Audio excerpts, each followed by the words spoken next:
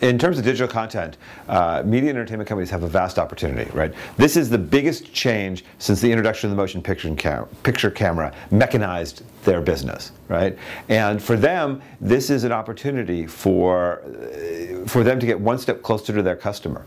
Previously, the only time media and entertainment companies got to know their customers were when they were, in very rare instances, when either they were running a theme park or doing something direct. In general, they outsourced everything to the channel, right? And their channel had the customer relationship, and the media companies just dealt with distribution at the end of the day. Today, because of the change in the world and the change that what digital allows, they have an opportunity to get to really know their customer, and that affords them a number of opportunities. One, I believe the closer they are to the customer, the better content they're going to produce. Because as they know you and they know that there's demand for quality content, they'll produce that. Second thing is that I think that they're going to be able to better allocate their dollars as they understand their customers. They'll, instead of having to fund 1,000 things, they'll be able to fund things that really are impactful and that people care about.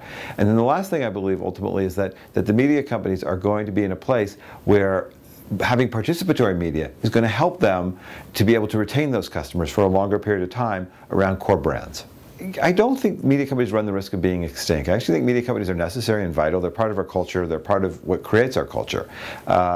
If you look today, you know, at YouTube and what YouTube has done, phenomenal success, right? It's been an incredible success.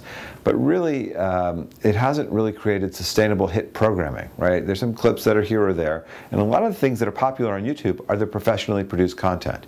And what we know is that content that's at the top of that pyramid that's really popular, number one, is very rare. And number two is to be able to do it again. It's a rare process, and that process is something which the media companies own. And also, the ability to fund that, it takes a lot of money. And so you need a venture capitalist in there, and in a lot of ways the studios today are like venture capitalists. And so they're able to fund and make intelligent bets around content. And I think giving them more data, more information, and more knowledge of their users will only make them be able to make better bets. In some level, and again, for the content industry, I don't think YouTube has been a huge success, except that it's given them a model and a learning about how digital consumers want to interact with content, right?